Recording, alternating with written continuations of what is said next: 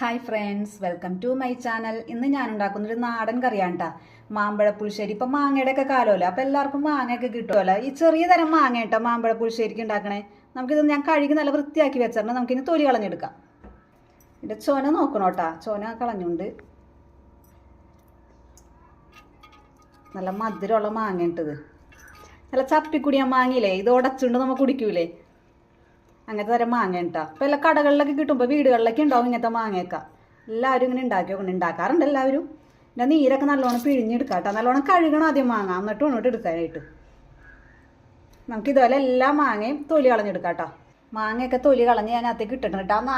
മാങ്ങയുടെ തോലിൻ്റെ നീരും നല്ലോണം എടുക്കണം കേട്ടോ, പിഴിഞ്ഞെടുക്കണം കേട്ടോ, കഴുകിയിട്ട് എടുക്കണം കേട്ടോ. ഇതിനകത്തേക്ക് ഒരു 3 പച്ചമുളക് ഞാൻ എടുക്കുന്നുണ്ട് കേട്ടോ. ഇത് നല്ലോണം നമുക്കിത് 3 പച്ചമുളക് നമുക്ക് പൊളിച്ചിടാം.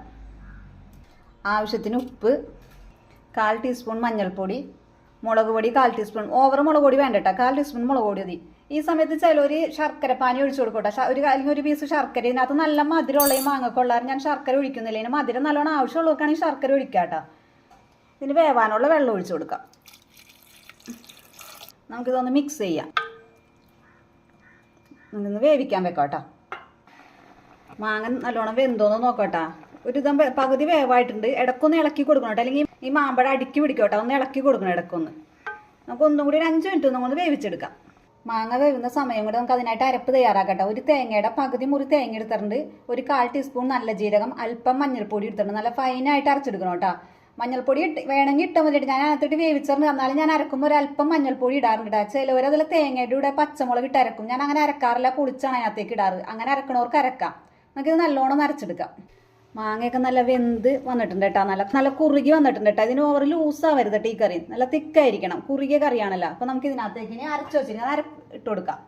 അരപ്പ് നല്ല വെള്ളമില്ലാതെ നല്ല ഫൈനായിട്ട് അരച്ചെടുക്കണം കേട്ടോ. അരച്ചിട്ട് ഞാൻ ഒഴിച്ചു കൊടുക്കണം. ഞാൻ മിക്സി കഴുകി കുറച്ച് വെള്ളം ഇടണം, ഓവർ വെള്ളം ഒഴിക്കരുത് കേട്ടോ. മിക്സി കഴുകിയാൽ മാത്രം ആ വെള്ളം ഒന്ന് ചെറുതായിട്ടൊന്ന് ഒഴിച്ചു കൊടുത്തു.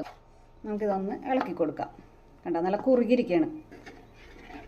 ഈ തേങ്ങ അരപ്പൊന്ന് നിന്ന് വെന്ത് കിട്ടിട്ട് 1 മിനിറ്റ് ഒന്ന് വേവിച്ചെടുക്കതൊന്ന്. അരപ്പൊന്ന് വെന്ത് വന്നിട്ട് ആ അരപ്പിൻ്റെ പച്ചമണം ഒന്ന് മാറിയാൽ മതി. ഒന്ന് പച്ചമണമൊക്കെ മാറി വന്നിട്ടുണ്ട്. നമുക്കിനി തൈര് ഒഴിച്ചു കൊടുക്കാം.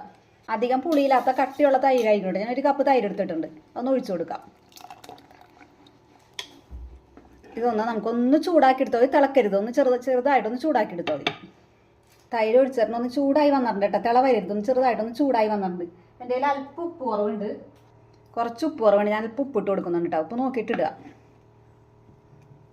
നമുക്കിനി താളിപ്പ് തയ്യാറാക്കാം. അതിനായിട്ട് ഞാൻ അടുപ്പത്തേക്ക് ഒരു ചട്ടി വെക്കട്ടെ. ചീൻചട്ടി ചൂടായിട്ട് ഞാൻ വെളിച്ചെണ്ണ ഒഴിച്ചു കൊടുത്തിട്ടുണ്ട് കേട്ടോ. നാടൻ കറിക്കൊക്കെ അല്പം വെളിച്ചെണ്ണ അധികം കൂടുതൽ ഒഴിക്കണം കേട്ടോ. വെളിച്ചെണ്ണ ചൂടായി ഞാൻ കടുക് ഇട്ട് കൊടുക്കുന്നുണ്ട്. 1 ടീസ്പൂൺ കടുക് ഇട്ട് കൊടുത്തിട്ടുണ്ട് കേട്ടോ.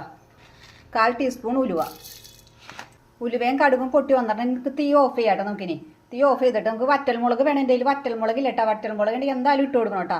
കറിവേപ്പില ഇട്ട് കൊടുക്കാം. നമുക്കിനി ഇത് കറിയിലേക്ക് ഒഴിച്ചു കൊടുക്കാം. അപ്പം നല്ല ടേസ്റ്റി ആയിട്ടുള്ള മാമ്പഴ പുളിശ്ശേരി റെഡി ആയിട്ടുണ്ട് കേട്ടോ. എല്ലാവരും മാങ്ങയൊക്കെ കിട്ടുമ്പോൾ ട്രൈ ചെയ്ത് നോക്കണം. അതുപോലെ വീഡിയോ കാണുന്ന എല്ലാവരും എന്നെ സബ്സ്ക്രൈബ് ചെയ്ത് സപ്പോർട്ട് ചെയ്യണേ. Okay, by.